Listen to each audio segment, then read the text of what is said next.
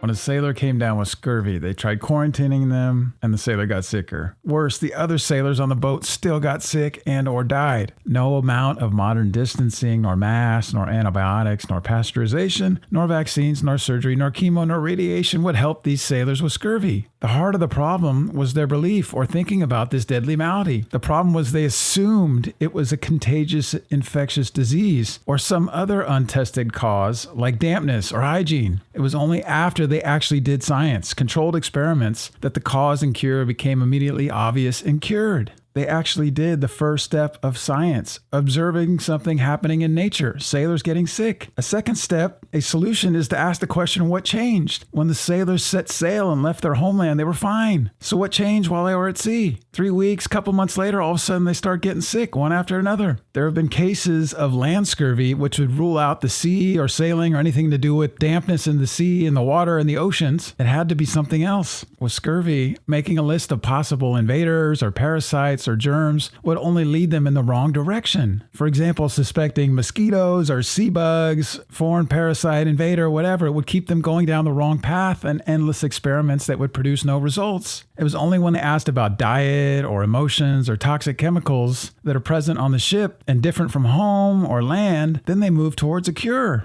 The people who asked these questions eventually tried giving the sailors with scurvy a lime or oranges or some kind of citrus or foods that had these nutrients. They got better, sometimes within a day or two. Some of the other early hypotheses were hard work, stress, etc. And one of the tip-offs was poor sailors got scurvy worse simply because the foods that were offered were expensive and they couldn't afford it. In other words, the people that had money got fresh foods and didn't get scurvy. The history books tell us that this tragic scurvy story kept repeating itself. Millions died. There's this quote that more died from scurvy than from warfare. Back when maritime warfare was the warfare, they lost more to scurvy than they did to killing each other. And each navy or fleet had to keep rediscovering the cure and the cause. The authorities of this maritime atrocity, where millions of people died, insisted they were right and stuck to policies that killed people. Captains who ignored the authorities and experts and asked questions and followed the scientific method dramatically reduced scurvy or eliminated it entirely. Sadly, there are still cases of scurvy today. Why? Because people still listen to authorities' fear-mongering instead of asking questions. Pasteurization is one of the causes of scurvy. It reduces nutrients in milk. This boogeyman fear-mongering about bacteria led to babies getting sick.